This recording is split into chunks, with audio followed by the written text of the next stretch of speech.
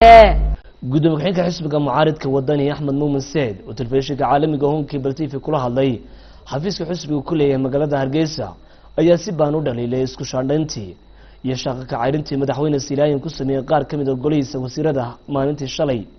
isku shaandhayntan madaxweyne Silaayin sameeyay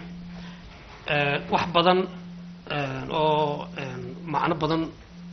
uma sameeyso shacabka reer Soomaaliland sababtoo ah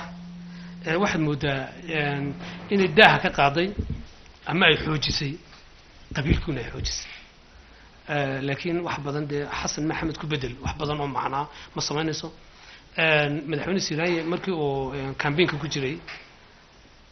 wuxuu u ballan qaaday dadka reer Soomaaliland ku guuleysto inuu dhiso dawlad yar oo tayo leh tina maanta uu kaga baxay ballantii oo dawlad tayo leh ma u dhisin waa dawlad ballaaran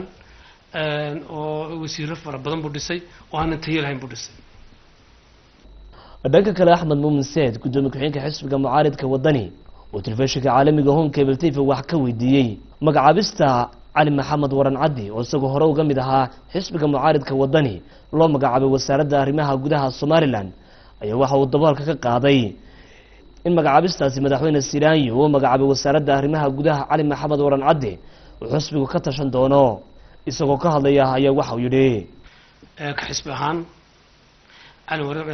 Maxamed Waran Caddi waa nin mas'uul ah oo nin weyn nin odaya waa nin dawladii daayirayaal oo dawlad maartay tayo leh oo miisaan lahayd oo muxuu ahaayay dawladda maanta jirta marka runta la eego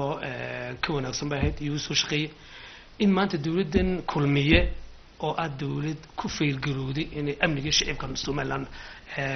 xasiliso inuu isagoo in maanta xil u doonto ka xisbaanada anagu aad baan ugu xunnahay waxaana kulli xeerka xisbiga maadaama uu naga digarogtay xubinimada xisbiga iyo hoggaanka uu noogu jiray booskii uu nahayay sida xeerka xisbigu dhigayo iyaanu raaci doonaa haddii Ilaahay yiraahdo taliska ciidamada booliska ee dalkaasi Soomaaliya ayaa howlgallada ammaanka lagu